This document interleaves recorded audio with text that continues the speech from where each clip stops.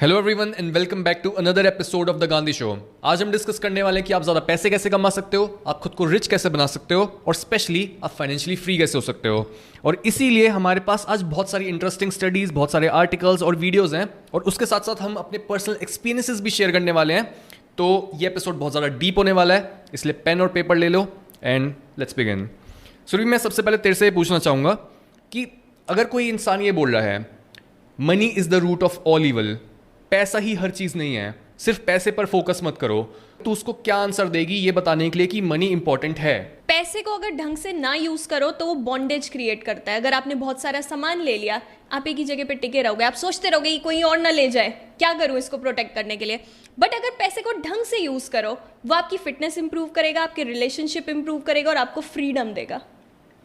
मतलब जो भी इंसान जिसके पास पैसा है उसके पास चॉइसेस हैं और वो बेसिकली अगर एक गंदी जिंदगी जी रहा है, उसका लाइफस्टाइल अच्छा नहीं है, तो वो एक बेटर लाइफस्टाइल अफोर्ड कर सकता है। जैसे बहुत बार ऐसा होता है, लोग डिनायल में रहते हैं। अगर आप सड़क पे किसी बाइक को देख रहे हो, अगर आप किसी गाड़ी को देख रहे हो और वो आपको अच्छी लगी, बहुत सारे लोग जस्टिफाई कर देते हैं कि यार मेरे में इच्छा तो आई बट उसको दबा दिया मैंने, और फिर अपने आप को बोलेंगे कि नहीं यार मैं मटेरियलिस्टिक नहीं हूँ, मेरे को वो गाड़ी नहीं चाहिए, मेरे को वो बाइक नहीं चाहिए। इच्छा आई दिल में, तुम्हारा मन किया, मतलब तुम्हारा कि मैं ले लूँ, काश मेरे पास होता। कभी तुम किसी को, यूट्यूबर को देखते हो, किसी ने अपने पेरेंट्स को घर गिफ्ट किया, कभी किसी ने गाड़ी दिला दी, काश मैं भी अपने पेरेंट्स के लिए कर पाता। बट फिर वही कि मेरे पेरेंट्स मटेरियलिस्टिक नहीं है। किसी ना किसी वे में जो भी ऐसा इंसान होता है जो अभी वहाँ पर नहीं होता फाइनेंशियली, वो कहीं ना कहीं रैशनलाइज कर देता है, क्योंकि ये फियर होता है ना कि मैं वहाँ पर पहुँचूंगा या नहीं पहुँचूंगा।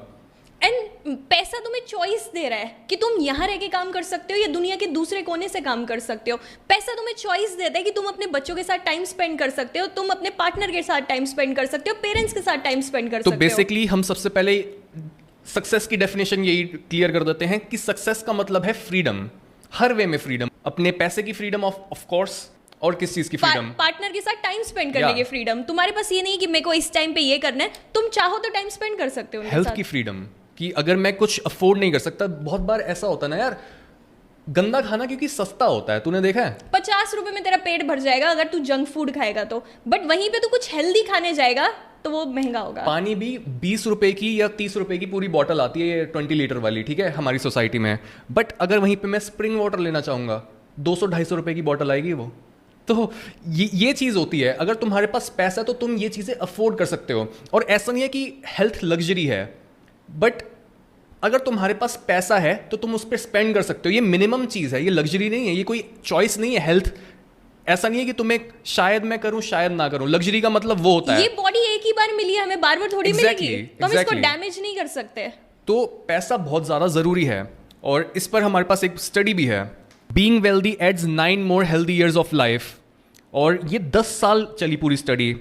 The paper shows that at 50, the wealthiest men in England and the US lived about additional 31 healthy years as compared to 21 to 23 years for the poorest groups। मतलब जो poorest groups थे वो सिर्फ 22 से 23 healthy years जिए, जबकि जिनके पास पैसा था वो 31 साल healthy रह पाए। 9 additional years जुड़ गए जो हेल्थ को एक्सपीरियंस कर पाए। नहीं तो यूजुअली क्या होता है, लोग जल्दी बीमार पड़ने लग जाते हैं, उनकी बॉडी में कुछ इश्यू आने लग जाते हैं। और शुरू में पता है क्या होता है, जब हम यंग होते हैं तब हम फिर भी इस चीज़ को, मतलब अगर हम अनहेल्दी खा रहे हैं तो वो फिर भी ज़्यादा बॉडी पे नहीं लगता, बॉडी पे उतना नहीं लगता वो। बट जैसे जैसे आप एज करते हो तो ये चीज़ें आपको ज़्यादा डैमेज करने लगती है, बिकॉज सिस्टम इतना ज़्यादा वीक और वल्नरेबल हो जाता है। तेरे हिसाब से सबसे पहली चीज़, अगर किसी को अमीर होना है तो क्या करनी चाहिए? सबसे पहले उसको ये समझना चाहिए कि वो खड़ा कहाँ पे है। अगर आपको किसी डेस्टिनेशन पर पहुंचना है तो पहले ये देखो कि स्टार्टिंग पॉइंट क्या है। जैसे हम मैप्स में देखते हैं ना कि कहीं हमें जाना है, डेस्टिनेशन डालनी है, तो पहले आप देखते हो कि आप हो कहाँ पे, लोकेट योर लोकेशन, और अपनी साइकोलॉजी को समझो कि दिमाग में चल क्या रहा है, मेरे बिलीव्स क्या है, क्या मैं अपने आप को बोल रहा हूँ, मैं मनी को किस तरह से देखता हूँ, अपनी आइडेंटिटी को डीकंस्ट्रक्ट करो पूरा। जैसे मेरे पास यहाँ पे ये पेपर भी है, अब इसको हम अपने आप को कैसे समझ सकते हैं? जैसे ये पेपर में समझ मैं हूँ, मेरे बहुत सारे बिलीव्स हैं जिनको मैं जानती नहीं हूँ, मैं अनकॉन्शियसली लाइफ को जी रही हूँ। हर एक चीज़ को खोलना, समझना, ओके ये मैं हूँ, मैं ऐसे फंक्शन करती हूँ, ये चीज़ मैं सोचती हूँ। जब ये ऐसा हो जाएगा तुम्हें समझ आ जाएगा तुम कैसे फंक्शन करते हो, तुम्हें तुम्हारे बिलीव्स पता चल जाएंगे। और बहुत सारे हम चीज़ें अनकॉन्शियसली कर रहे हैं लाइफ में। मतलब बहुत सारे लोगों की पर्सनैलिटी और उनका कैरेक्टर, जो भी उनके बिलीफ्स हैं, वो एक क्रम्पल्ड पेपर की तरह है। उनको खोलना पड़ेगा अपने आप को, जो एक बिहेवियर है हर चीज़ को क्वेश्चन करना पड़ेगा। जैसे जिम में ऐसा बहुत बार होता है ना, किसी से भी कोई तुम मशीन मांग रहे हो, ये तो मेरा ही है, मैं भी कर रहा हूँ, अभी टाइम लगेगा। लुक्स देते हैं। लिफ्ट में कई बार ऐसा होता है हमारी सोसाइटी में कि कोई भी जा रहा होगा, कोई भी तो नहीं, कई लोग लेकिन हैं ऐसे हमारे सोसाइटी में, मोबाइल में बहुत तेज कोई गाना चला रहा होगा या फिर कोई यूट्यूब वीडियो चल रही होगी, और ऐसे इंसान को आप देखकर ये समझ सकते हो कि उसके दिमाग में क्या चल रहा है। उसका बिहेवियर पता चल जाता है, उसके बिलीफ सिस्टम पता चल जाते हैं। He is a narcissist. वो सेल्फिश इंसान है, वो एक पब्लिक स्पेस में होकर पब्लिक की सोच ही नहीं रहा है। हर एक छोटा बिहेवियर ना तुम्हें पकड़ना पड़ेगा और उसको रिलेट करना पड़ेगा, ओके ये मेरी लाइफ के साथ कैसे रिलेटेड है। जैसे अगर तुम कहीं पे भी कुछ खरीदने जा रहे हो, तुम किस चीज को देख के क्या सोचते हो? अगर सेल है तो मैं लूं, नहीं है तो क्या मैं लूं? मतलब हर एक छोटा बिहेवियर पैसे से रिलेटेड तुम्हें क्वेश्चन करना पड़ेगा और देखना पड़ेगा क्या ये तुम्हारे गोल्स के साथ अलाइंड है। क्या चीज़ें ऐसी हैं जो मेरे को मेरी जेब से पैसा निकालती हैं? क्या ऐसी चीज़ें हैं जो मेरे को अट्रैक्ट करती हैं? कौन सा ऐसा कैफ़े है जहाँ पे भी बहुत सारी तुम रेस्टोरेंट्स देखते हो, बहुत सारे तुम ऐप में देखते हो अमेजोन पे, कौन जेब से पैसा निकलवा पा रहा है, कहाँ पे पैसा जा रहा है? हर चीज़ को क्वेश्चन करना पड़ेगा। जैसे ये बहुत एक इंटरेस्टिंग आर्टिकल मैंने पढ़ा था बिजनेस इनसाइडर पे। इसमें लिखा है फ्रेजेस एवरी मिलियनेयर अवॉइड्स। क्या मिलियनेयर्स नहीं बोलते हैं I work hard for my money? अगर तुम ये बोल रहे हो किसी चीज़ के पीछे मैं बहुत हार्ड वर्क कर रहा हूँ, तुम ये एक तरीके से अपने अंदर फीड कर रहे हो कि वो चीज़ को पाना बहुत मुश्किल है। कई लोग ऑलमोस्ट बोस्ट करते हैं कि मैं तो 24 घंटे काम करता हूँ, है तुम तो करते ही हो, तुम आलसी हो। बहुत सारे ऐसे इन्फ्लुएंसर्स होते हैं जो ये प्रमोट करते हैं हसल कल्चर, लेकिन एक्चुअल में वो स्मार्ट चीज़ नहीं है, क्योंकि अगर तुम पूरे दिन अपने आप को घिस रहे हो, घिसने से पैसा नहीं आता। उसको स्मार्ट वे में करना पड़ेगा कि तुम्हारी लेवरेज उसके साथ है कुछ। स्मार्ट वे में जब तुम लेवरेज यूज करते हो, जब तुम पैसे को काम पे लगाते हो, तब पैसा आता है। अगर तुम पूरे दिन काम पे लगे हुए हो तो तुम बहुत लिमिटेड पैसा कमा पाओगे। और क्या फ्रेजेस है देख इसमें, money doesn't grow on trees. ये हमने कितनी बार ऐसा सुना है अपने से बड़ी उम्र वाले लोगों से, पैसा क्या पेड़ पे उगता है? जब तुम ऐसा बोलते हो, तुम ये बोल रहे हो कि पैसे को बहुत ज्यादा कंजूसी के साथ यूज करना है। मतलब ये ऐसी थिंकिंग है कि पैसे की कमी है, पैसा हमारे आसपास थोड़ी है, पैसा तो बहुत दूर है, पैसा थोड़ा सा है हमारे पास। ये money doesn't grow on trees, मतलब ये लिटरली ये नहीं है कि जो रिच बंदा है वो ये बोल रहा है कि यार पेड़ों पे उगता है वो, नहीं। इसका मतलब ये है कि वो ये सोचता है कि पैसा इजी है कमाना, पैसा हर जगह है, जहां पे वो देखता है उसको पैसा इधर उधर फ्लो होता हुआ दिखता है। पैसे को ऐसा भी नहीं समझना कि बहुत मुश्किल है कमाना, और उसकी ऐसा नहीं करना कि वैल्यू ही खत्म कर देनी है, उसको बहुत इजीली दे देना है। दोनों ही चीजें गलत है। एक बैलेंस होना चाहिए पैसों को लेके तुम्हारे अंदर। रिस्पेक्ट होनी चाहिए पैसों को लेके। इट्स टू एक्सपेंसिव और we can't afford it. This hurts. ये कितना गंदा लगता है। It's not in my budget. कितनी बार हमने बचपन में पापा से सुना है, बेटा अभी हाथ टाइट है। मे बी आप भी रिलेट कर सकते हो, क्योंकि मिडिल क्लास में ये चलता है कि बेटा अभी हाथ टाइट है, अभी नहीं। लैपटॉप लेना है, अभी नहीं। पेंसिल बॉक्स लेना है, बहुत पहले बचपन में ये होता था कि अभी नहीं बेटा, या फिर बाद में, या फिर सस्ता वाला ले ले। ये एक साइन है कि अभी भी कुछ लिमिटेड है। ये मत बोलो कि तुम नहीं ले सकते हो किसी चीज़ को, ये बोलो कि ठीक है, I am working on it, मेरा एक प्लान है, और फिर उस प्लान को तुम बनाओ, उस प्लान को फॉलो करो। कई लोग लाइफ में कोई प्लान लेके नहीं रखते, वो ये सोचते कि कुछ हो जाएगा और मैं अमीर बन जाऊंगा, लक के बेसिस पे चलते हैं। और ऐसे लोग जो होते हैं ना, वो लक, जो चीज में लक रिक्वायर्ड हो ऐसी ही चीजों की तरफ ग्रेविटेट होते हैं।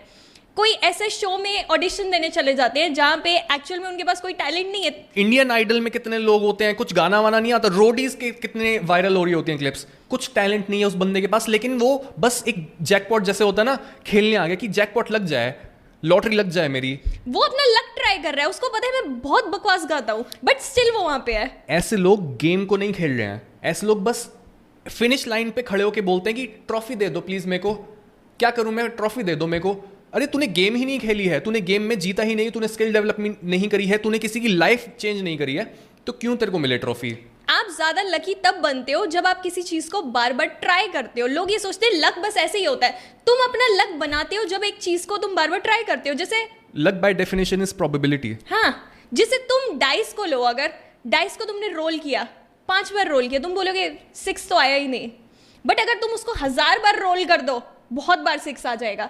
लाइफ में भी यही है प्रोबेबिलिटी, जितनी बार कोई चीज ट्राई करोगे उतना तुम्हारे जीतने के चांसेस ज्यादा हो जाएंगे। नेक्स्ट फ्रेज क्या है? Money isn't that important. ये वो लोग मेरे हिसाब से दूसरों को बोलते रहते हैं जिन्हें खुद पैसा नहीं कमाना, और वो इस चीज को भुला चुके हैं, अपनी साइकी में बहुत दबा चुके हैं। कर दिया है उन्होंने पैसे की नीड को। उनको लगता है कि यार मेरे पास पैसा नहीं है तो मैं कैसे जस्टिफाई करूं, मैं अपने साथ कैसे रहूं, क्योंकि मेहनत तो मेरे को करनी है नहीं, एक्सक्यूजेस मारूंगा वो साफ पता लगेंगे। तो ऐसा करता हूं, मैं पूरी गेम को ही पलट देता हूं और मैं ये डिक्लेयर कर देता हूं कि पैसा इंपॉर्टेंट नहीं है। और ऐसे लोगों को पागल बनाना कितना इजी होता है, जो लक में बिलीव करते हैं, जो ये सोचते हैं कोई शॉर्टकट मिल जाए। जैसे ऐसे गुरुज होते हैं ऑनलाइन जो बोल रहे होते हैं कि आप ये काम ना 30 मिनट करो हफ्ते भर, आप महीने में 50 लाख कमा लोगे। ऐसे लोग उनके क्लाइंट बन जाते हैं। स्कैम ऐसे लोगों पर ये तो होते हैं, क्योंकि ये लोग पक्के पड़े होते हैं, बिल्कुल राइप होते हैं ऐसे लोगों के लिए। वो उनके क्लाइंट हैं ऑलरेडी, वो सोच रहे हैं कोई शॉर्टकट मिल जाए। जो भी कॉन आर्टिस्ट होता है वो ऐसे लोगों को ही ढूंढता है कि कोई ऐसा बंदा मिल जाए जो गेम नहीं खेलना चाहता, वो मेरे को अपने पैसे दे दे। और जो वो वाला बंदा होता है जो एक्सक्यूजेस बना रहा होता है या फिर जो गेम नहीं खेल रहा होता है, वो और नीचे चला जाता है इस वजह से।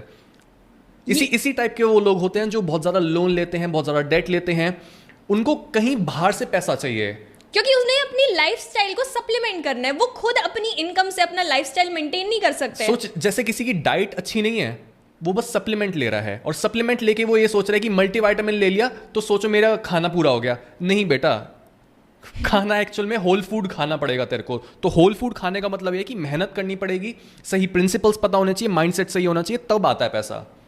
और ये ना लोग दूसरों पे भी डालते हैं बहुत ज्यादा, जो लक में बिलीव करते हैं, जो शॉर्टकट्स लेना चाहते हैं। वो ये सोचते हैं कि मैं दूसरे की गाड़ी में लिफ्ट लेके बैठ जाऊं और कोई मुझे वहां तक पहुंचा दे, मैं खुद कुछ ना सोचूं, मैं खुद कुछ ना करूं, कोई मुझे कैसे भी पहुंचा दे। बट सोच, लिफ्ट लेने पे क्या होता है, हम इशारा करेंगे, कोई गाड़ी रुकेगी, हमें बैठाएगी, और वो उसको हम पता है क्या बोलेंगे, भैया वहां तक जहां तक आप जा रहे हो ना उस मोड़ तक, वहीं पे मेरे को उतार देना, आप आगे चले जाना। उसको कहीं और जाना है, तुम्हें कहीं और जाना है, लेकिन तुम बोलोगे कि मेरे को रास्ते में ही उतार देना। तो जब भी कोई ऐसा इंसान होता है जो बस अपने लक पे खेल रहा होता है, वो ऐसा ही बिहेव कर रहा होता है कि यार मेरी किस्मत दूसरे के हाथ में, मेरे बॉस के हाथ में है, या फिर मेरे पेरेंट्स के हाथ में, मेरा बैंक मेरे को लोन दे देगा, यार क्रेडिट कार्ड्स हैं तो सही, इस पर मैं अपनी शॉपिंग करूंगा, बाद में पे करना है। तो ये थिंकिंग होती है उन लोगों की। और इवन इस चीज को ऐसे सोचना, अगर किसी ने लिफ्ट ली है, कितने चांसेस है कि वो अपनी डेस्टिनेशन पे पहुंच जाएगा? बहुत कम, बहुत कम। क्यों? क्योंकि वो जो बंदा ड्राइव कर रहा है वो वहीं तक पहुंचाएगा ना जहां तक उसको जाना है। वो कहीं पे भी तुम्हें फेंक के निकल जाएगा, जरूरी नहीं है तुम पहुंचोगे। सो तुम्हें खुद ड्राइविंग सीट पे बैठना है। But driving is risky. Risk लेना पड़ेगा अगर तुम्हें एक्चुअल में पैसे कमाने हैं तो।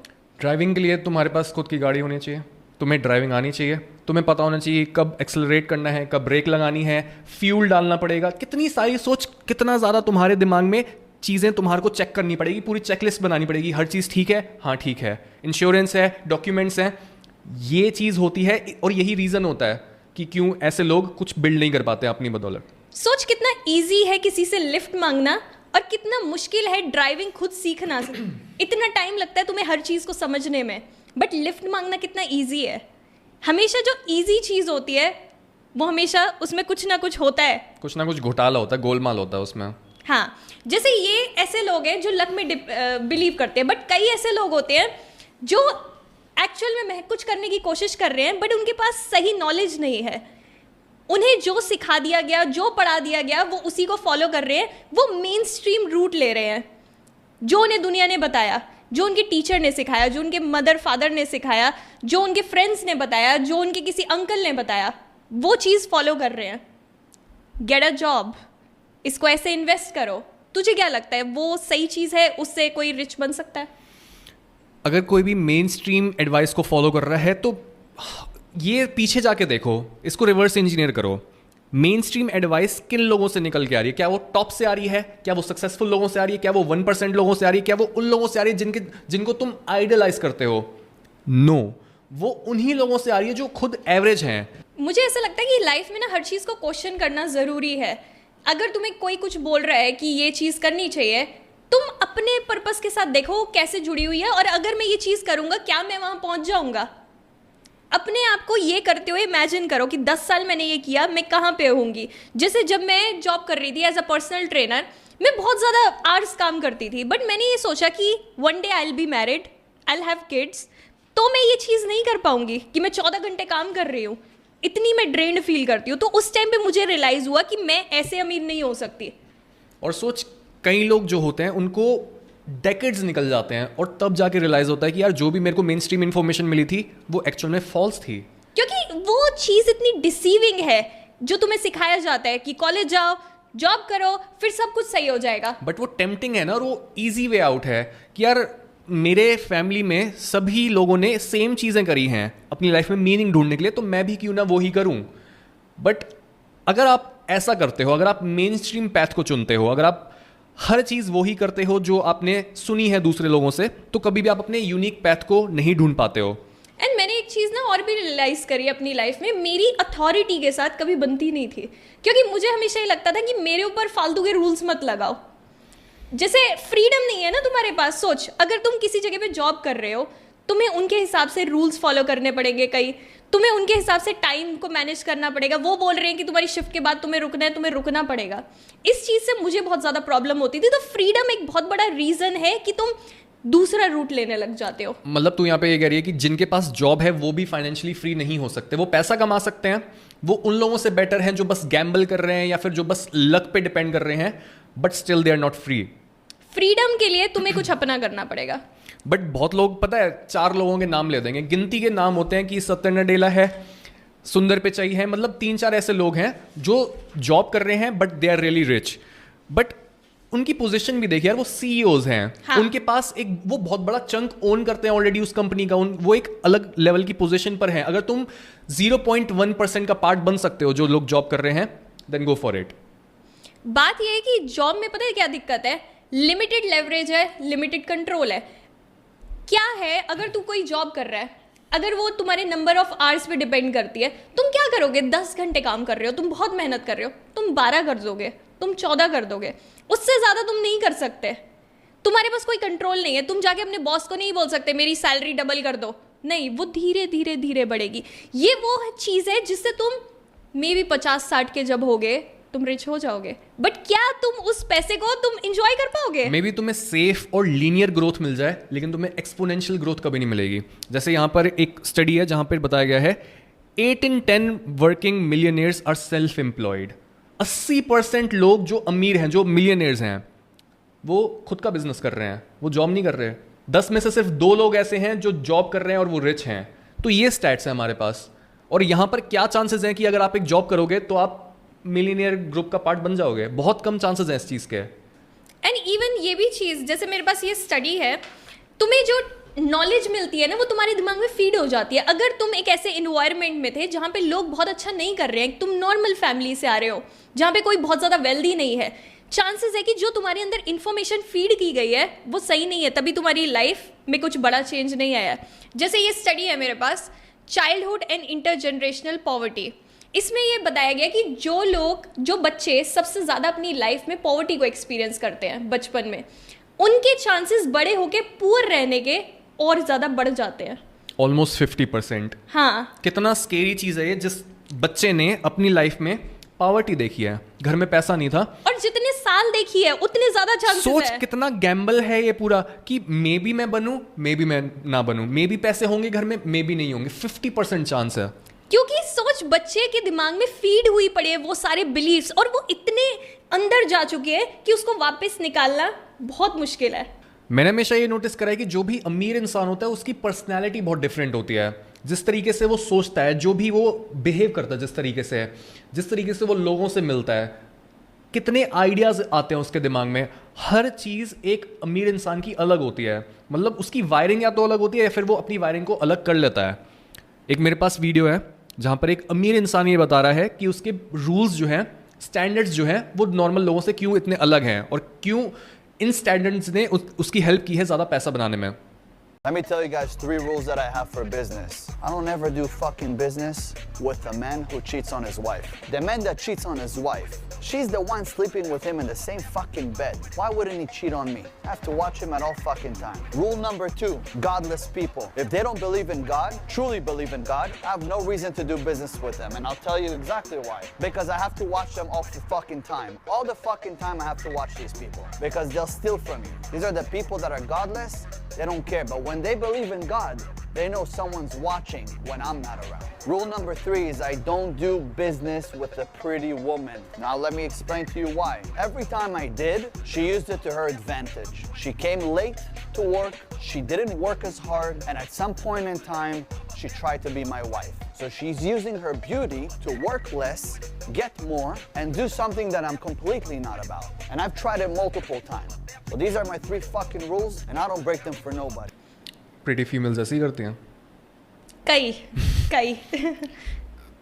बात मेरे को ये बहुत अच्छी लगती है कई लोगों की जो क्लियरली ये बताते हैं कि हमारे ये स्टैंडर्ड्स हैं, क्योंकि बहुत से लोग ये देख के बोल सकते हैं कि नहीं यार, बहुत सारे लोग अमीर ऐसे भी हैं जो कभी ये नहीं बताते कि वो उनकी थिंकिंग ऐसी है. बट कई लोगों से अगर आप अंदर जाके पूछो ना, बहुत सारे रिच लोग ये होते हैं, वो बता देंगे कि यार मैं तो ज़ोडिएक भी देखता हूँ लोगों का. बहुत सारी ऐसी यूनिक बातें अंदर से निकलती हैं कि जो अमीर इंसान है ना, उसका बहुत अलग ही फिल्टर लगा हुआ है कि मैं ऐसे जज करता हूँ लोगों को. जैसे हम हर बार ये बात करते हैं कि कोई इंसान जो एक चीज एक तरीके से करता है वो बाकी चीजें भी वैसे ही करता है. अगर तुम्हारे सामने कोई झूठ बोल रहा है, तुम्हें क्या लगता है किसी और को वो झूठ बोल रहा है, तुम्हें नहीं बोलता होगा? बोलता होगा. एंड दूसरा इसका पॉइंट, गॉडलेस. अगर कोई इंसान भगवान में बिलीव नहीं करता, ये किसी हायर पावर में बिलीव नहीं करता, उसमें फियर नहीं होता, वो चोरी आसानी से कर सकता है. उसको ये नहीं लगता कि उसको कोई पनिशमेंट मिलेगी, उसको ऐसा नहीं लगता कि उसके कर्म बुरे हो रहे हैं, उसको कोई डर नहीं है. और ऐसे इंसान से मुझे डर लगता है. गॉडलेस नहीं होना चाहिए एक इंसान को, और गॉडलेस लोगों से तुम्हारे को बिजनेस नहीं करना चाहिए. अच्छी लगी मेरे को ये दोनों बातें, क्योंकि ये मैंने एक्सपीरियंस की हुई है ये चीज़. इसके साथ ही एक पर्सनालिटी के ऊपर हम स्टडी भी डिस्कस कर सकते हैं, the personality traits of self made and inherited millionaires. तो यहाँ पे बताया गया है कि जो भी अमीर लोग होते हैं उनमें हाई रिस्क टॉलरेंस होती है, इमोशनल स्टेबिलिटी होती है, ओपननेस होती है, एक्सट्रावर्जन होता है और कॉन्शियसनेस होता है. तो ये देख रही है 5 जैसे अलग अलग पर्सनालिटी ट्रेट्स होते हैं, सब में अच्छा वाला वर्जन उनका. इमोशनल स्टेबिलिटी है हाई, ठीक है, न्यूरोटिसिज्म कम है, मतलब हाँ. ज़्यादा ईजिली उनको रिस्क टॉलरेट कर सकते हैं. हाँ, ज़्यादा ईजिली उनको स्ट्रेस नहीं होता, स्ट्रेस टॉलरेट कर सकते हैं. ओपन माइंडेड हैं, आइडियाज़ बहुत ज़्यादा आते हैं उन्हें. एक्सट्रोवर्टेड है, ईजिली तुम नेटवर्क कर सकते हो किसी इंसान से. और कॉन्शियस है, बहुत ज़्यादा हार्ड वर्क करते हैं. सारी चीजें बता रही है. Perfect personality. और ये बहुत, जैसे एक इंसान रिच है, उस इंसान की पर्सनैलिटी भी रिच है. तुम्हें दिख रहा है कि जैसे अगर हम एक वीडियो गेम में कोई कैरेक्टर को देखें, उसकी स्ट्रेंथ दिख रही है तुम्हें, उसका मेंटल एनर्जी दिख रही है तुम्हें, अलग अलग उसके तुम्हारे को पावर्स दिख रही हैं, हर चीज़ पे खींच के max max max max max max max, और वो बन गया रिच. तुम्हें पता है कि ये सक्सेसफुल होगा बंदा. जैसे कोई भी चीज़ अगर लॉन्च होती है, लोग ना प्रिडिक्ट करते रहते हैं कि ये चीज़ ना चलेगी नहीं चलेगी. कोई भी चीज़ हो, कोई ब्रांड है, लेट्स से अभी अभी कुछ लॉन्च हुआ, किसी ने कोई शॉप खोली, हर कोई अपना ओपिनियन देता है. बट कई बार तुम उस चीज़ को देख सकते हो, अच्छा इसकी वैल्यूज़ ठीक है, इसका ये ठीक है, वो ठीक है, तुम प्रिडिक्ट कर सकते हो ये चलेगी, मैं इसमें इन्वेस्ट कर सकता हूँ. ये वैसी वाली प्रोफाइल है कि किसी बंदे में ये सारी क्वालिटीज़ है तो आप उसमें इन्वेस्ट कर सकते हो. तूने ये चीज़ नोटिस करी है कि जो भी अमीर इंसान होता है वो बहुत ज़्यादा कंसर्न्ड होता है दूसरे लोगों से. वो एक हमेशा प्रोड्यूसर की तरह सोच रहा होता है. वो सोच रहा होता है कि जो भी मेरे यहाँ पे काम कर रहा है वो ज़्यादा काम कैसे करे, जो भी मेरे यहाँ पे काम कर रहा है वो ज़्यादा मोटिवेटेड कैसे रहे, टाइम पे सैलरीज कैसे जाएं, क्योंकि वो उन लोगों का भी घर चला रहा है. और दूसरे एंड पे जो कंज्यूमर है वो उसके बारे में भी सोच रहा है कि जो भी मैं प्रोडक्ट बना रहा हूँ या सर्विस दे रहा हूँ, दूसरे एंड पे जो दूसरा इंसान बैठा हुआ है वो इसको कैसे परसीव करेगा. मुझे ऐसा लगता है जो भी एक अच्छा लीडर होता है, जो भी एक अच्छा बॉस होता है, उसको साइकोलॉजी बहुत अच्छे से समझ आती है. अगर कोई जो उसका एम्प्लॉई है वो वहाँ जाके उसको कुछ बोल रहा है कि सर मैं कल नहीं आ पाऊँगा, वो समझ जाता है कि ये एक्चुअल में इसका जेन्युइन रीज़न है, ये बस ऐसे ही बोल रहा है. वो प्रिडिक्ट कर पाता है कि ये बंदा मेरे पास कितना टिकेगा, कितनी सच्चाई है इसकी बात में. अगर कोई एम्प्लॉय आके एक अच्छे एम्प्लॉयर के पास जिसको साइकोलॉजी समझ आती है, वो बता रहा है कि यार मैं ना 5 जगह बदल चुका हूँ लेकिन हमेशा ना मेरे को अच्छे से ट्रीट नहीं करा जाता, मेरी वहाँ पे सैलरी कम थी, वो बंदा जो इंटरव्यू दे रहा होता है वो सोच रहा होता है कि मैं ये बोलूंगा तो मेरे को सैलरी ज़्यादा मिलेगी यहाँ पे, लेकिन एक समझदार बंदा समझ जाता है कि ये एक्चुअल में वो बंदा नहीं है जो कहीं पे रह सकता है, यही हमेशा हरकतें करता है। क्योंकि कॉमन फैक्टर क्या है पांचों कंपनीज में? वो इंसान, हाँ। तो तेरे में प्रॉब्लम है।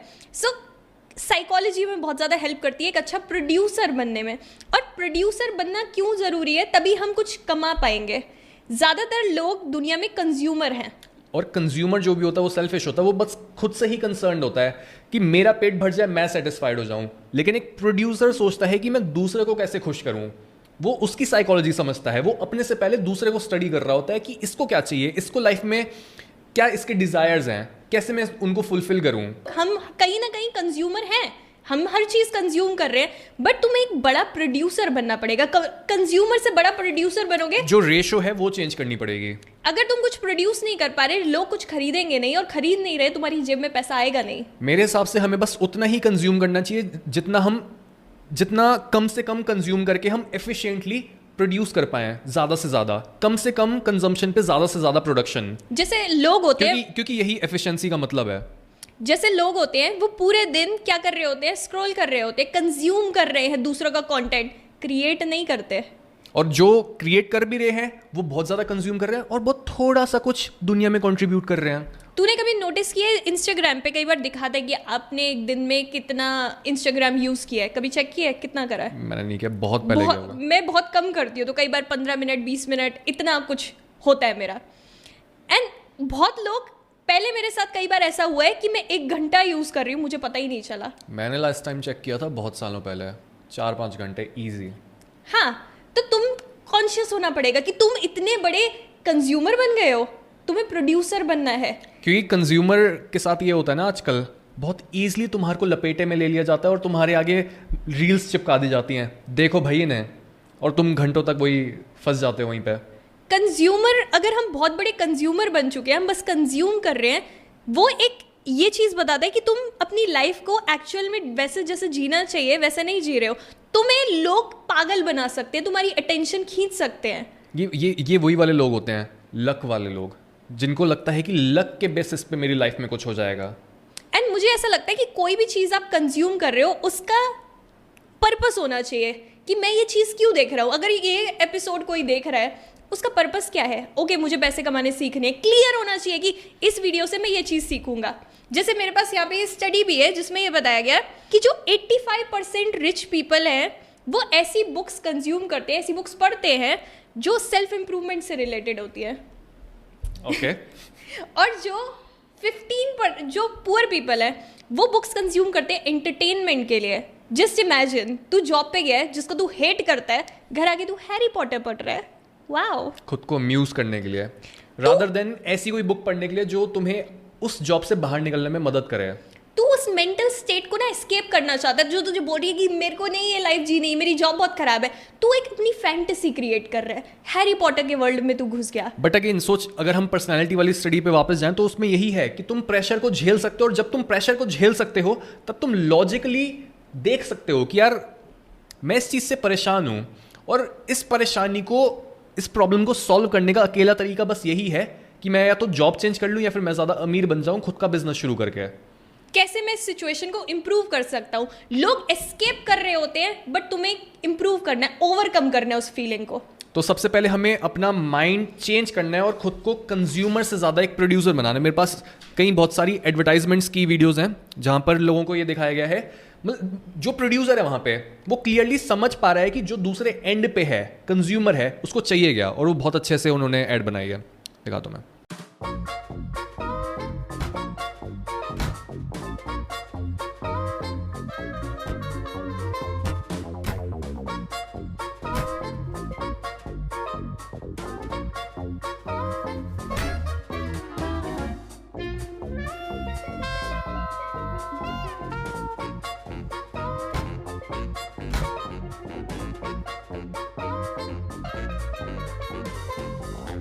The new 500S.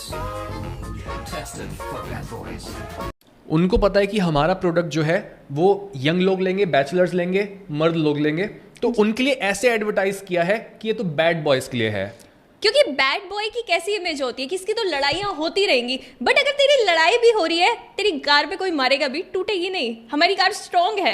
और ऑल्दो कोई बहुत अच्छी गाड़ी नहीं है, लेकिन वो जस्ट बिकॉज उनको पता है कि हमारा टारगेट क्या है, हमारी ऑडियंस कहाँ पे है, क्या कर रही है, कितना कमा रही है, उसकी मेंटालिटी कैसी होगी, उन्होंने पूरा वही ऐड बना दी है। और प्रोड्यूसर बनने का मतलब ही यही है कि आप हर चीज को ना इस नजर से देख रहे हो। अगर कोई आप ऐड भी देख रहे हो, उसको आप ये नहीं सोच रहे कि मैं इस चीज को खरीदूंगा नहीं खरीदूंगा, आप ये सोच रहे हो इसके पीछे की साइकोलॉजी क्या है, ये मुझे कैसे कन्विंस कर रहे हैं कि ये चीज खरीदो, तो आप उस चीज के साथ सोचना शुरू कर दोगे। और ये बहुत अच्छी चीज़ है, मतलब जो लोग इसको स्पिरिचुअली देखें वो समझ पाएंगे कि अमीर होने का एक बहुत ज़रूरी पार्ट है कि तुम दूसरे इंसान की मदद कर पाओ, तुम देख पाओ कि उसको चाहिए क्या और तुम वो उसको दे पाओ, दूसरे लोगों की नीड्स को सेटिस्फाई करना, सिंपल। और साइकोलॉजी की हम इतनी बात करते हैं इस चैनल पे, कितनी ज़रूरी है तुम्हारा कस्टमर जानने के लिए, तुम किसको बेच रहे हो अपना प्रोडक्ट। ये एक और ऐड है JSW पेंट्स का।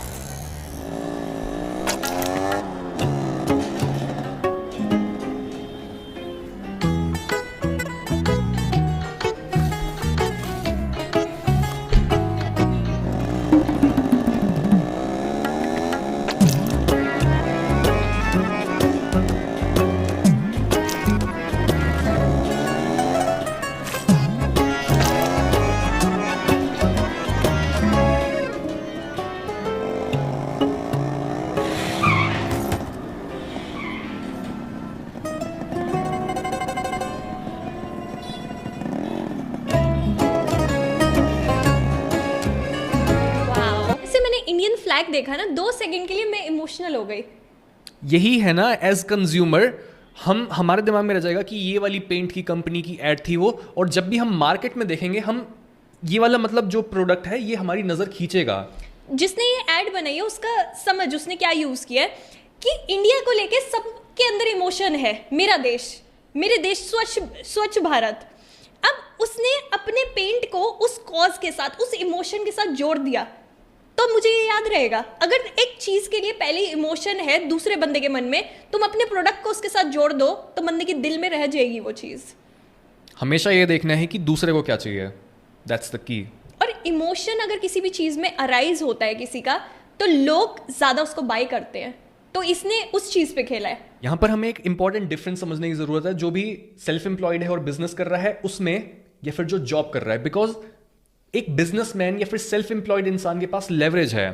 लेवरेज होने का मतलब यह है कि मैं दूसरे का पैसा, दूसरे की मेहनत, दूसरे का टाइम यूज कर सकता हूं अपना पैसा बनाने के लिए। और लेवरेज 3 तरीकों की होती है, कैपिटल, लेबर, या फिर कोई ऐसा प्रोडक्ट जिसको बहुत ईजिली रेप्लिकेट करा जा सकता है, उसको एक्स्ट्रा बनाने में आपका ज्यादा पैसा नहीं लगता। फॉर एग्जाम्पल, कैपिटल लेवरेज का मतलब यह हुआ कि मैं एक लोन ले रहा हूं और उससे मैं एक बिजनेस बिल्ड कर रहा हूं, और जो भी बिजनेस से प्रॉफिट हुआ वो मैं रख रहा हूं, और जो भी इंटरेस्ट मेरे को देना है वापस लोन का वो दे दिया। जैसे 100 रुपए मेरे पास हैं, लेकिन मैं लोन ले सकता हूं 1000 रुपए का, तो मैंने इन्वेस्ट किए 1000 रुपए, और उस 1000 रुपए से जो भी मेरा प्रॉफिट बना वो उसमें से एक छोटा पार्ट गया बैंक को या फिर जिससे भी मैंने लोन लिया, और बाकी सारा प्रॉफिट मेरा। शुरू में मेरे पास 100 रुपए थे, लेकिन जस्ट बिकॉज मैंने लेवरेज यूज किया, जस्ट बिकॉज मैंने लोन ले लिया, मेरा प्रॉफिट बन गया 900 रुपए, 1000 रुपए, वॉट एवर। 100 रुपए पे प्रॉफिट कितना कम बनता, 1000 रुपए पे इतना ज्यादा बन गया। तो लेवरेज का ये मतलब है कि तुम ज्यादा बना सकते हो। एग्जैक्टली। और कैपिटल तो चल हो गया। लेबर लेवरेज का मतलब ये है कि मेरे नीचे एम्प्लॉयज बहुत काम कर रहे हैं, फिर मेरी टीम में मेंबर्स इतने ज्यादा हैं, मैं अकेला काम करता 10 घंटे, लेकिन 10 लोग और मिलके 100 घंटे का काम करवा रहे हैं मेरे साथ, तो मेरी ब्रांड कितनी जल्दी बिल्ड होगी। लोग ये सोचते हैं कि यार जॉब से भी तो अमीर हो सकते हैं। जॉब को हम इसलिए ही बोल रहे हैं कि ठीक है, अगर आप उससे सेटिस्फाइड हो तो दैट्स ओके, बट अगर आपको एक्सपोनेंशियल ग्रोथ चाहिए, अगर आपको बहुत ज्यादा पैसा कमाना है और आप उस 0.1% का पार्ट बनने के लिए खुद को डिल्यूजन में नहीं रख रहे हो कि यार मैं भी, बहुत ज्यादा कंपटीशन हाँ, है और बहुत टाइम लगेगा कि मैं भी सत्या नडेला जैसा बन जाऊं, मैं भी सुंदर पिचाई जैसा बन जाऊं। मे भी आप बन सकते हो, बट उस चीज की प्रोबेबिलिटी बहुत कम है। अगेन लक आपका वहां पे नहीं चलने वाला।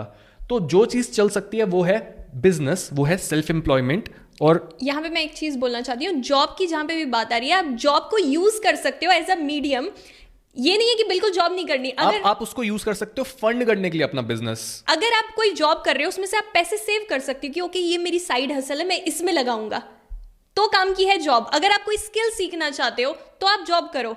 तीसरा तरीका होता है कि आपने कुछ भी ऐसा सॉफ्टवेयर बनाया है, कुछ भी आपने ई बुक बना दिया, कुछ भी कोर्स बना दिया, ऑनलाइन वो बिकता जा रहा है, आप सो रहे हो फिर भी पैसे आते जा रहे हैं, और एक्स्ट्रा प्रोडक्ट को प्रोड्यूस करने में कोई कॉस्ट नहीं आ रही। एक बार बना दी तुमने, एक बुक बना दी, एक कोर्स बना दिया, वो सालों तक बिकता रहेगा। वो लेवरेज ही तो है, तुमने एक बार काम किया बस। हाँ, मतलब कम से कम जहां पे आपका इनपुट लग रहा है लेकिन ज्यादा से ज्यादा जहां से आउटपुट निकल रहा है, दैट्स लेवरेज। नाउ हमने रिकैप करते हैं थोड़ा सा, हमने क्या क्या बातें कर ली हैं। हमने ये बात कर ली है कि क्यों जो भी इंसान गरीबी में पैदा होता है उसके बहुत ज़्यादा चांसेस होते हैं वापस गरीब बने रहने के, 50% चांस होते हैं ऑलमोस्ट उसके। और जो भी आपका बिलीफ होता है वो या तो रिलेटेड है पावर्टी से या फिर वो रिलेटेड हो सकता है वेल्थ से। तो अपनी जो भी बोल रहे हो बिलीफ सिस्टम को चेंज करना। एग्जैक्टली, उस पर अटेंशन पे करो और मेक श्योर करो कि वो पावर्टी माइंडसेट से रिलेटेड ना हो। और क्या हमने डिस्कस किया है? जॉब वाली चीज, जॉब वाली चीज हो गई।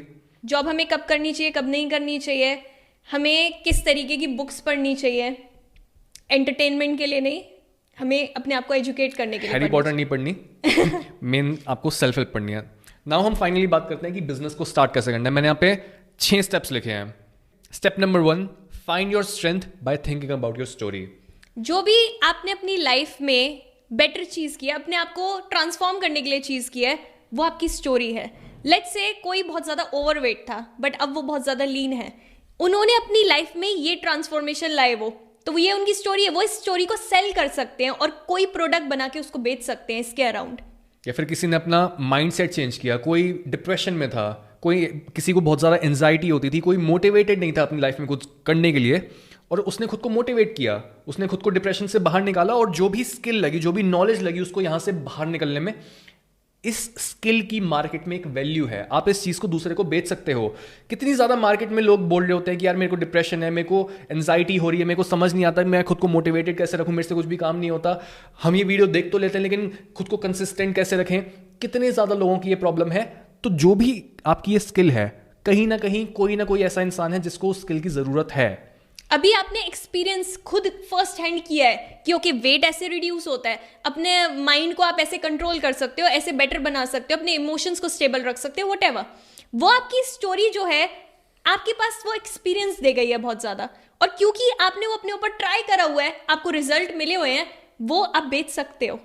बहुत बार लोगों का बिजनेस ऐसे ही शुरू होता है कि घर में कोई प्रॉब्लम थी, मैंने अपने पेरेंट्स को देखा, उन्हें ये चीज़ चाहिए थी तो मैंने वो इन्वेंट कर दी, या फिर मेरे को ये चीज़ चाहिए थी तो मैंने खुद को एजुकेट करा, और वहीं से उन लोगों का बिजनेस शुरू हो जाता है। स्टेप नंबर 2 है लर्न अ स्किल। ये अपने आप में या तो स्किल है, आपने कुछ प्रॉब्लम थी उसको अपने लिए सॉल्व किया और वही आपके लिए स्किल बन गई। अगर ऐसा नहीं है, अगर आपने कोई भी ऐसी प्रॉब्लम को नहीं पकड़ा है खुद में इंप्रूव करने के लिए, then learn a skill. Market में इतनी सारी चीज़ें आजकल चल रही हैं, AI चल रहा है, फिटनेस के लिए इतनी अभी भी यार सैचुरेट हो चुकी है मार्केट, लेकिन फिर भी अलग अलग कोई ना कोई गैप आ जाता है जो डिस्टर्ब कर देता है मार्केट को। गैप ढूंढ के कोई ना कोई फिटनेस में घुस जाता है, क्योंकि फिटनेस और हेल्थ की नीड ऐसी है जो कभी खत्म नहीं होने वाली है। एजुकेशन के लिए ऐसा है, तो कहीं ना कहीं गैप ढूंढना है मार्केट में और वहां पर अपनी स्किल दिखानी है, वहां पर अपनी नॉलेज को शेयर करना है। स्टेप नंबर 3 है बिल्ड एन अवतार ऑफ योर कस्टमर। आपको यह समझना पड़ेगा कि जो भी आपका कंज्यूमर है, जो भी एंड में है, जैसे हमने अभी एड्स चलाई, ठीक है, क्या चाहिए हो सकता है उसको, क्या उन लोगों की बर्निंग प्रॉब्लम है, क्या चीज, क्या पेन है उनका। तुम ये सोचो कि जिस चीज को तुम सेल करना चाहते हो, खरीदेगा कौन उसको, वो कैसे सोचता होगा, उसके पेन पॉइंट्स क्या होंगे, क्यों वो तुम्हारे से खरीदे, वो किसी और से ना खरीदे। उसकी प्रॉब्लम्स को जब तुम अपने दिमाग में समझ लोगे, तुम एक अच्छा प्रोडक्ट बना पाओगे, क्योंकि तुमने उसकी हर प्रॉब्लम को हर जगह से टैकल कर लिया है। नंबर 4, जो भी आपने प्रोडक्ट बनाया है, फिर जो भी आपकी स्किल है, उसको मार्केट करना। जैसे ट्विटर हो गया, यूट्यूब हो गया, इंस्टाग्राम हो गया। अगर आपको बिजनेस स्टार्ट करना है, स्टार्ट विद 0। कोई पैसा लगाने की जरूरत नहीं है, खुद को बस जो भी आपकी नॉलेज है उसको रखो सबके आगे, उनकी प्रॉब्लम्स को सॉल्व करो यार ऑनलाइन जाके। बहुत इजी है आज ऑनलाइन बिजनेस स्टार्ट करना, क्योंकि आपको कुछ लागत नहीं चाहिए। आप फ्री ब्लॉग्स बना सकते हो, फ्री में यूट्यूब चैनल अपना खड़ा कर सकते हो, पोस्ट डाल सकते हो और आई बॉल्स खींच सकते हो अपनी तरफ। और ये मीडिया है, this is also a form of leverage. जैसे हम बात कर रहे हैं ना कि ऐसा कोई प्रोडक्ट बनाए जो बार बार लोग ले सकें बिना उसको मतलब एक्स्ट्रा कॉस्ट के, हमारी कॉस्ट ना लगे। तो जो भी आप कंटेंट क्रिएट कर रहे हो, बार बार लोग कोई नया आके देख रहा है, कोई देख रहा है, कोई देख रहा है, कोई देख रहा है, व्यूज बढ़ते जा रहे हैं आपके, लेकिन आपकी जेब से कुछ भी एक्स्ट्रा नहीं जा रहा। बट वहीं आप अगर अपने ट्विटर पे, इंस्टाग्राम पे, यूट्यूब पे, कहीं पे भी सोशल मीडिया पे कुछ प्रोडक्ट बेच रहे हो, वो सेल होता जा रहा है। और मुझे ये भी लगता है जैसे लोगों को जितनी हम वैल्यू प्रोवाइड करेंगे उतना ज्यादा वो हमारे को अटेंशन देंगे। कई लोग होते हैं वैल्यू को छुपाते रहते हैं, ये मैं अपने पेड कोर्स में दूंगा, मैं जब ये मेरे से कंसल्टेशन लेगा मैं ना तभी ये वाली बात बताऊंगा। नहीं, मुझे ऐसा लगता है कि अगर आप इतना ज्यादा उन्हें पहले फ्री में दे दो कि मेरे पास कमी नहीं है एजुकेशन की, मेरे पास कमी नहीं है नॉलेज की, तू लेता जा, लोग सोचेंगे वाओ ये फ्री में मुझे इतना दे रहा है, मैं इसका कोर्स खरीदूंगा, उसमें क्या होगा। मतलब लोग बेवकूफ समझे खुद को, ये ऐसा फील करें वो कि यार अगर मैं इसका कोर्स ले लूंगा भाई खत्म है फिर गेम। वो पागल सोचें खुद को कि यार मैं क्यों नहीं ले रहा, मैं बस इसका क्यों फ्री में कंज्यूम करे जा रहा हूं। Step number 5, build a product और सर्विस। आप ऑलरेडी अपने आप को एडवर्टाइज कर रहे हो ट्विटर पे, इंस्टाग्राम पे, सोशल मीडिया पे, जहां पे भी आपकी प्रेजेंस है, लिंक्डइन भी हो सकता है, डिपेंडिंग ऑन द प्रोडक्ट और सर्विस। कोई भी आपका मेन चीज हो सकती है, जैसे हम मेनली यूट्यूब पे करते हैं। कंसल्टेशन हो सकती है, आजकल वर्चुअल असिस्टेंट्स इतने ज़्यादा हो रहे हैं, तो एक्चुअल में उसको पैक करके बेचना शुरू करो, लोगों के आगे रखना शुरू करो, ऑफर देम, उनके लिए एक ऑफर बनाओ कि इस प्रोडक्ट में क्या क्या है। ऑफर ऐसा होना चाहिए जो बिल्कुल इररेजिस्टिबल हो, उसमें बोनस चीज़ें हों, ऐसा होना चाहिए लोगों को लगे कि इतना कुछ। और अगेन लोग पागल फील करें तुम्हारा बाय ना करके चीज़, उनको लगे कि यार मेरी प्रॉब्लम यही है तो मैं इसको बाय क्यों नहीं कर रहा, उनके पास कोई रीजन ही ना हो। अगर किसी को पतला होना और तुम गारंटी दे रहे हो कि यार तू पतला हो जाएगा, तुमने अपनी यूट्यूब वीडियोस में भी बता दिया, ट्विटर पे भी बता दिया, हर जगह तुम प्रूफ देते जा रहे हो कि लोग ट्रांसफॉर्म हो रहे हैं, तो सामने वाला सोचेगा कि यार ये दे तो रहा है प्रूफ, मैं क्यों डाउट में हूं, मैं ले लेता हूं इसकी चीज। और अगर शुरुआत में तुम्हारे पास प्रूफ नहीं है, तुम्हारे पास इतने क्लाइंट्स भी नहीं है, तो तुम क्या कर सकते हो, तुम ये बोलो कि मैं आपको इस तरीके से और हेल्प कर सकता हूं, अगर आपको रिजल्ट नहीं दिखे मैं आपको 1 हफ्ता और डाइट फ्री दूंगा या आपका पैसे वापस कर दूंगा। Exactly. ये कितनी वैसी चीज होती है कि तुम गारंटी कर रहे हो कि मेरे साथ करोगे तो ऑब्वियसली तुम्हारा वेट लॉस होना ही है। स्टेप नंबर 6, बेचो, दबा के बेचो। बेचने के लिए आपको प्रोडक्ट नहीं बेचना, आपको अपने आप को बेचना। ये चीज़ मुझे मेरे बॉस ने बोली थी और मुझे हमेशा याद रहती है कि कोई भी चीज़ तुम सीधा सीधा जाके बोलो ये खरीद लो, बहुत अच्छी है, नहीं बेच पाओगे। तुम्हें अगर खुद ये पसंद है ना तो तुम बहुत इजीली बेच लोगे। और तुम एक्चुअल में जब तुम्हें पता होता है ना कि मेरी कोई चीज़ बहुत अच्छी है, तुम ठोक के बेचते हो उसको कि मुझे इसमें बिलीव है, भाई कुछ गड़बड़ नहीं है इसमें। ठीक है, आज के लिए फिर इतना ही। ओके, कितना हैवी एपिसोड था वैसे, बहुत सारी हमने स्टडीज शेयर की आपके साथ, और कैसे आप अपना फाइनेंशियल जर्नी में आगे बढ़ने वाले हो कमेंट्स में हमें बताओ। क्या नया चीज़ आपने सीखा ये भी बताओ।